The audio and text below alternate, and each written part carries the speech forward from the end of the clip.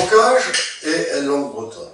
Bon, comme je vous le disais ce matin en commençant, Garhaut est le terme officiel pour le bocage. Mais en fait, on disait généralement Cleu à Gar, bien en Mézet. Bon, Cleu, c'est clé, c'est le talus. Gar, c'est la haie. Mais monte de pont, dans le coin ici, souvent, on entend plus Gar que Cleu. Alors, donc, hein, ça. Mais, ouais, d'où je viens, moi, bon, on différencie très bien Cleu, qui est la construction avec un fossé, construction de terre, et puis, bon, végétation dessus, puis Gar, qui est soit une haie plantée, soit la broussaille. Parce que les deux, Yves Bailly a dit ce matin, le fossé, le talus, c'est d'abord le fossé. Eh ben, pour les non bretonnants, il faut que je vous dise que Cleu désigne à l'origine le fossé. Mais par analogie, pas par analogie, mais par transfert, c'est devenu la construction. Et le fossé s'appelle maintenant Fougel, Fouzel, etc. Mais les deux sont indissociablement liés. Indissociablement liés. Voilà. Alors, le breton étant la langue de tous les jours jusqu'à très récemment, pour une réalité quotidienne durant des siècles aussi, qui a été le bocage, forcément, l'environnement ne peut qu'avoir une incidence sur la langue des gens. Bon, bien sûr, nommer les choses, oui. Évident. Il y a faire le sens, c'est pas possible. Mais, au-delà du sens premier, de Cleu à Gar, puisqu'on va surtout rester sur ces deux mots-là, Cleu, Gar, au-delà du sens premier, il y a aussi une transposition dans le langage figuré pour parler d'autre chose. Et c'est ça qui est le propos que je vais tenir là, autour des images et des métaphores, dans lesquelles on trouve ces deux termes-là, Cleu à Gar. Alors, je vais aller à certains moments, je vous préviens, sur des registres, bon, qui sont peut-être pas tout à fait à présenter dans toutes les sociétés, mais bon, allez, comme on dit en breton, de chocolat de glace, il n'y a pas de bois vert ici, donc on pourra aller sans trop de problèmes, je pense. Ah oui, bien sûr. Bon.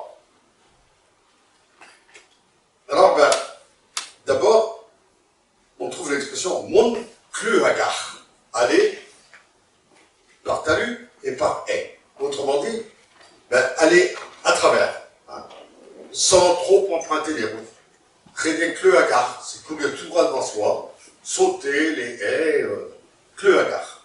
Et ça se dit encore aujourd'hui. Mon Cleu à Gar, il n'utilise pas de GPS, il n'utilise pas de carte, il va comme ça au hasard, Cleu à Gar. Bon. On dit aussi de quelqu'un, il n'y a ce Cleu à Gar. L'écoutez pas trop, vous aurez du mal à suivre sa conversation, parce qu'il saute d'un truc à l'autre, et puis il va du talus à la haie, comme ça, Cleu à Gar à travers champ. Bon, donc, l'exemple de choses. On dit aussi, alors je voulais dire très important, je dois beaucoup à la collègue de Patrick, qui est incontournable quand on s'intéresse à ce genre de choses dans le pays d'Auray en particulier. Donc, quand il a vu le thème que je me proposais de traiter, il m'a adressé immédiatement une grande quantité d'expressions qu'il avait collectées il y a une vingtaine d'années maintenant. Et donc, souvent, ça vient de la collection de Patrick. On dit aussi quelquefois d'une vache ou d'une chèvre qu'on n'arrive pas à tenir dans un champ. Bon, aujourd'hui, c'est un peu dépassé, mais moi j'ai connu ça quand j'étais enfant. On dit, the Cleu à Gar. Cette vache-là, on ne peut pas la tenir. Elle saute par-dessus tout. Dès qu'elle voit un talus, hop, il faut qu'elle passe par-dessus. La chèvre, c'est pareil. Cleu à Gar. Parce que, en fait, la logique, le bon sens, la morale, le droit, l'usage voudrait qu'on reste dans le chemin, dans le droit chemin, comme on dit. dans le bon chemin, et ne pas s'écarter à gauche, à droite. Suivre son chemin. Voilà. Comme on dit en breton, on ne dit suivre son chemin, aller le long de la voie. Hein. On ne dit derrière de vous n'êtes faire son chemin dans la vie. Bon, le chemin, ouais. Mais ce qui sort des limites du chemin, de la route tracée, ce qui va au-delà, donc au-delà du talus, ou bien au-delà de la haie, ou bien au-delà de la barrière, ou bien au-delà de la frontière, ça c'est souvent malvenu quand même. On ne doit pas faire ça. Disons que c'est défendu, ou à tout le moins, si c'est pas défendu, à tout le moins, c'est côté négativement. Alors, on va prendre Cleux d'abord. Hein. Gare, pardon. On va prendre Gare d'abord. On disait autrefois, aujourd'hui je crois que ça ne serait plus d'usage, mais d'une fille qui avait des mœurs un peu légères, qui courait, qui pouvait très bien se donner des airs forts dévots le dimanche.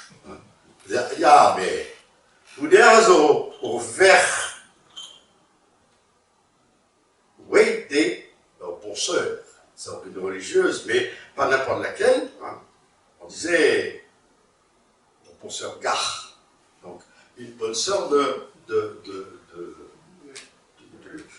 haie. Bon, hein, donc, elle se donnait des airs, mais en fait, c'était une bonne sœur de haie. Bon, ça vous va.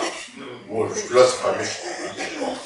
On disait aussi, moins méchant encore, hein, finalement, non, il y a un dicton que Patrick avait relevé, dans le coin ici, alors bon, ça, Gare, parmi la retraite, qui roi.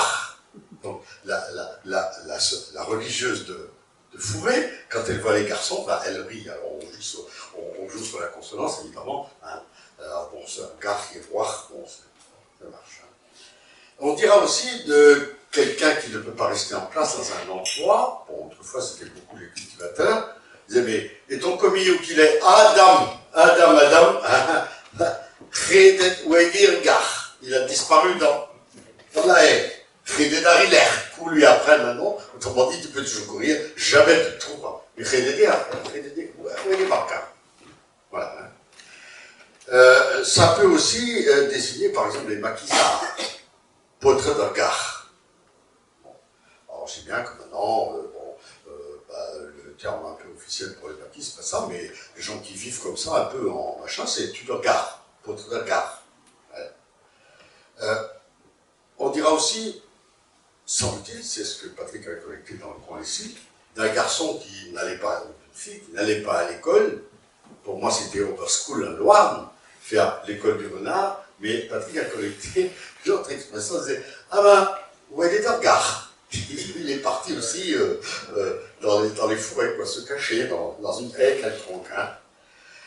On dira encore, quelqu'un qui zigzague sur la route, hein, on va dire, Monette, Gare à Foselle. Donc il va au buisson et puis dans le fossé. Puis il revient sur le bord, Gare à Foselle. Je dois dire, hein. Je connais une autre expression, on dit quelqu'un qui a un bon coup dans le nez, rondive, il a des sabots ronds. Vous connaissez pas ça? Si? Si, d'accord. Oui, quand même. Hein. Bon, en Gare, la haie ou le fourré, bon, ça peut être aussi complété par ce qui pousse dessus. Garatbeng, par exemple, des épines, ou des ronces, ou Garatsperm, donc, et d'épines, au Garatland, d'ajon. Un Gare, c'est donc une barrière, mais une barrière dans laquelle on peut entrer plus ou moins. Bon, il y a peut-être un petit riboule, un petit truc là pour les bêtes qui rentrent là-dedans, comme ça, hein. On a pas besoin de grimper. Pas moi, mais les petites bêtes qui peuvent passer par là. Mais en tout cas, c'est pas un mur compact. Non, si, non. Non, c'est pas compact. On peut rentrer dedans, même si ça pique. On peut rentrer dedans. C'est une barrière dans laquelle, donc, on peut peut aussi se cacher. Forcément, se cacher. Vous connaissez l'expression en français, attention, les murs ont des oreilles. Alors pourtant, c'est pas ça. Diwalan, attention, attention, les haies entendent, mais écoutent. Hein. Et il y a même une autre qui est encore mieux. Disquan zoegar, adiave, adiabar. La haie a des oreilles du côté extérieur et du côté intérieur. C'est-à-dire, si je dis un secret à l'extérieur, il peut très bien y avoir quelqu'un à l'intérieur de la haie qui m'écoute. Si je dis un secret à l'intérieur, il peut très bien y avoir, enfin, oui, vice-versa. Bon, voilà. Voilà.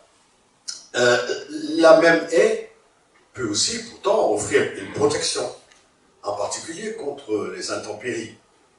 Dienmer apagaro, achach, dorach, chio, la gare. Les airs. Les oreilles habituelles depuis l'enfance sont foutues, mais enfin bon, voilà, c'est ça. Hein.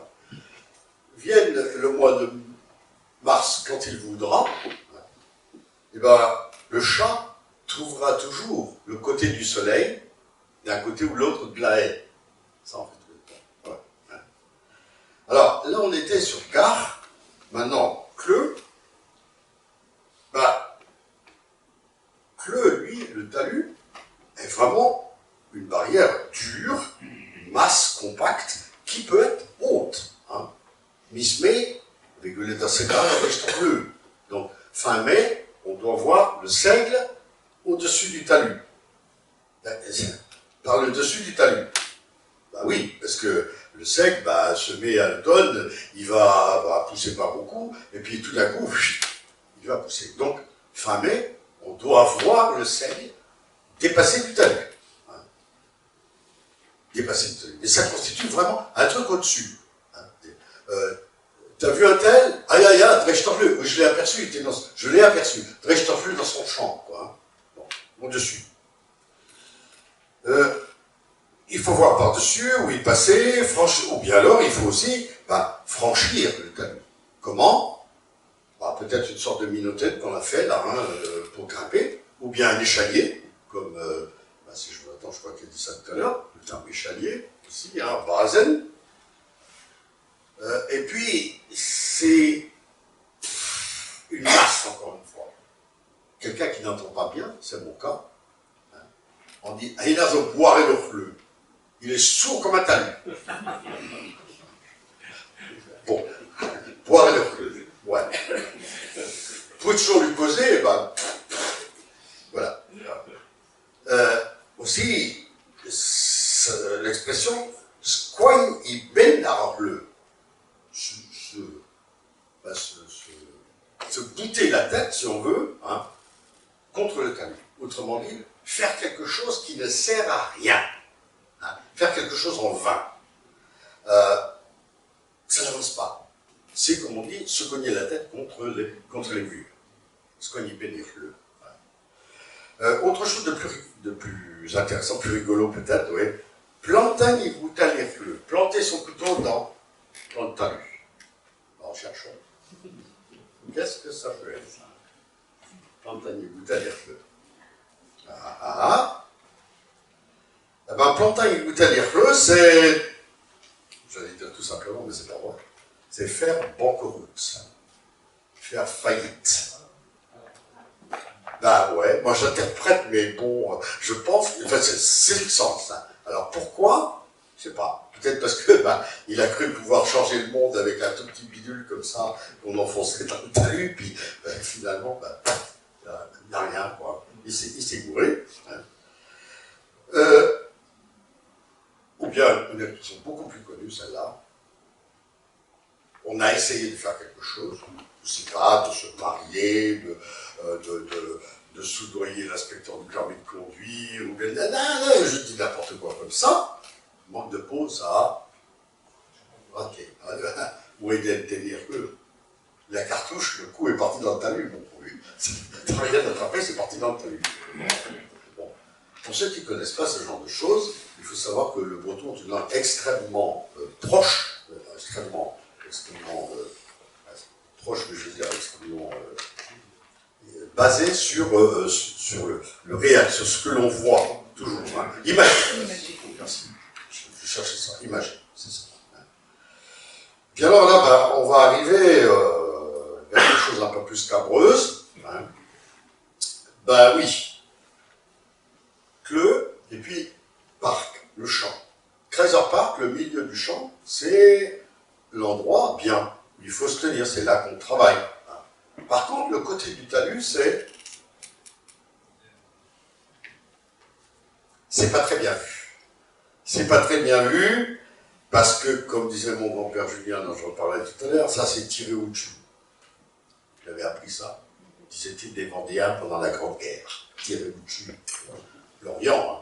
L'Orient prenant beaucoup de C comme ça. Tchou.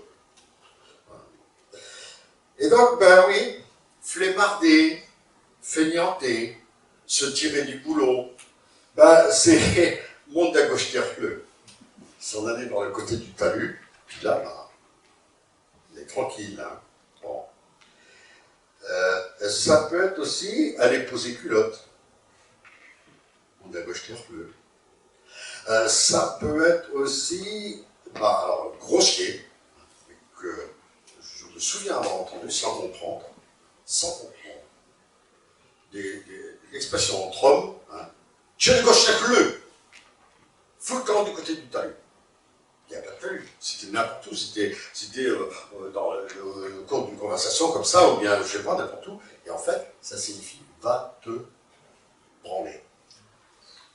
Parler crûment, c'est ça, hein. C'est ça. Parler crûment, c'est ça.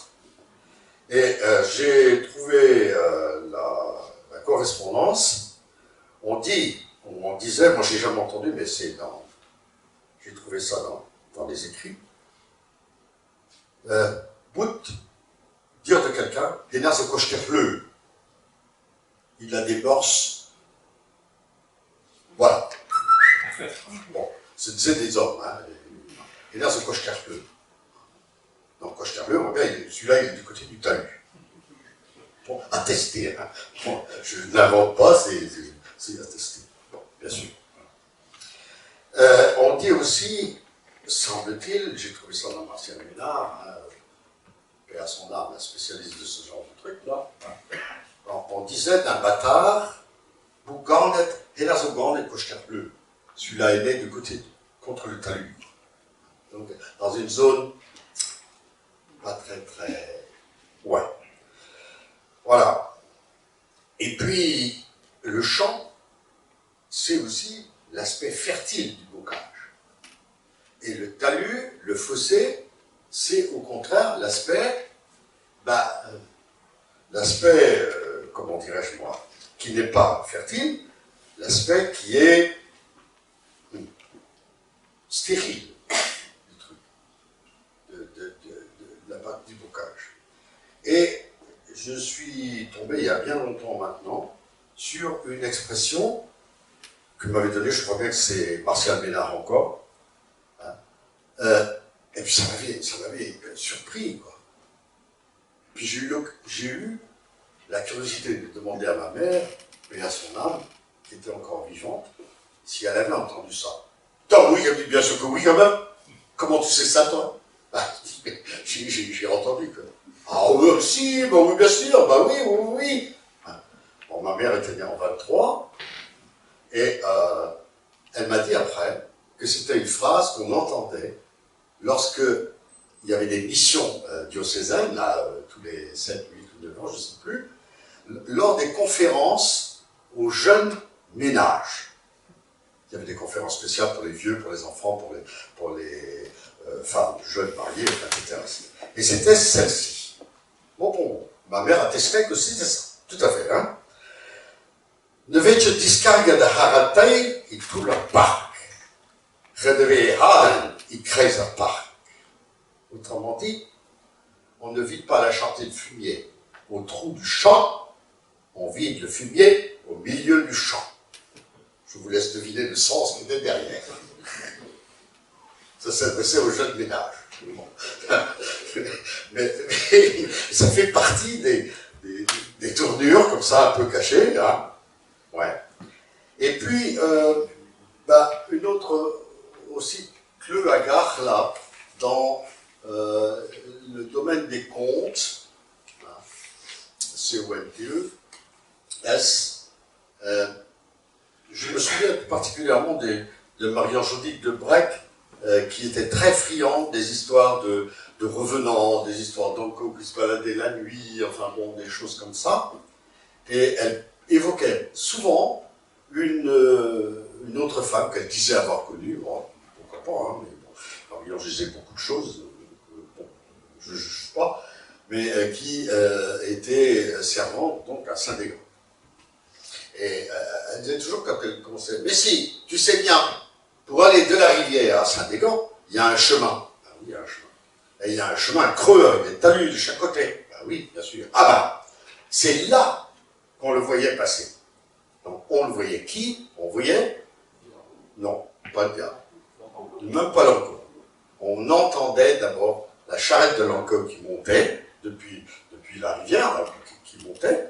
Et puis elle disait, quand tu étais avec celle-là, ça m'est arrivé, moi. Hein. Elle disait, allez, allez, allez. Il m'a étonné, le convoi qui vient. Pelle de gare. Mais fous-toi dans le talus, là, derrière. Hein. L'Ocadien de Nanko, l'Ocadien. Laisse le chemin avec Nanko qui passe. Pour ne pas être attrapé à son tour. Quoi. Je pense. Mais n'importe comment, on sait bien qu'on ne doit pas empêcher Nanko de faire son travail. Vous savez pas ça? Ah ben, si vous ne saviez pas, il est temps de savoir. Ça nous guette. On ne doit pas l'empêcher. Et puis, une autre chose encore, et je finirai pratiquement par là, hein. Dans mes souvenirs d'enfance, aussi, une phrase de mon grand-père, qui était né en 1886, donc oui, ça remonte quand même, et qui était, oui, c'est un petit paysan, qui n'était pas propriétaire, il était locataire de tout, de sa maison, de ses champs, de tout. Et il disait, Julien Cari, ont une telle façon. Donc, Julien Cari, c'est quelqu'un de bien. C'est quelqu'un de bien. Oui. Hein. Mais, de chez nous, leur part d'Ablégan, la gueule de l'éblouin d'Orton, de Viti. Mais, malheureusement, il n'a pas un champ à lui pour poser culotte, ni même un talus contre lequel pisser le matin. Donc, ça montre bien l'adéquation qu'il y avait entre... il fallait posséder quelque chose. Bon, il est mort sans rien posséder, hein, mais bon... c'est l'expression... moi, je trouve que cette expression n'a pas mal du tout, parce que... pauvre quoi, hein. Bon. Pas seulement... Pas même dans le parc de Blégan, Lagerfleu, t'as des droits d'orthopédie. Ouais. Et puis, puisque j'étais avec mon grand-père, Julien, c'est lui que je dois être l'année dernière avoir été attrapé par ça, parce que mes frères après étaient plus jeunes, et puis ils n'ont pas connu ça. Moi j'étais l'aîné, donc il faut que des petits-enfants, donc il faut croire que c'est là qu'il voulait mettre aussi sa trace. Et il m'avait, alors que j'avais 5-6 ans, il m'avait emberlificoté avec une histoire de Mitternet. Vous savez pas ce que c'est, les Mitternet? Non? Ce sont des dahus. Les dahus. Mitternet, les dahus. Et, Mitternet revenait régulièrement. Mitternet, je suis Mitternet, chasser les Mitternet. Mais comment tu fais ça? Mais si, ceux-là, ils habitent dans la gare, là, qui était donc à proximité d'un champ bien connu, il y avait une gare, et puis à côté, il y avait un talus, tout de suite, quoi. Il dit, mais si, c'est bon champ, pas un gare, le dans la haie, et puis dans le talus, quoi. Hein. Mais oui, mais comment on fait pour les attraper? C'est pas difficile. Tu vois où est tout le car? Tu vois où est l'entrée du champ, tout le car? Ah ouais? C'est là qu'il faut être. C'est là qu'il faut être. Mais quand? Je te dirai. Et puis alors un jour, il m'a dit, il faut aller ils vont sortir, là, quoi. Il faut aller les voir. Bon, alors qu'est-ce qu'il faut faire? Ben, il faut prendre un grand sac de jute, un sac de patates, quoi, comme ça, et puis on se met sur le toucar, et puis tu prends un bâton, et puis quand ils vont rentrer dans le sac, ben, tu tapes dessus tant que temps, hein, la règle militaire. Bon, ben, voulez-vous, quand vous avez 6 ans, que le grand-père vous dit ça, ben, moi je reste pas, mais non, je chante. D'autres ne viendront pas. Alors je suis resté là, avec mon sac béant, et puis mon bout de bois, là, prêt à taper sur les internet. Puis j'ai dû en avoir marre à un moment, quand même. Puis je suis rentré à la maison. Et puis alors, bah, le grand-père, il s'est fait traiter tous les noms pour ma grand-mère, parce qu'il m'avait raconté un truc comme ça. 8 heures. Comme quoi, voilà, que le bagarre, ça peut mener pas loin. Même loin aussi des fois. Amen.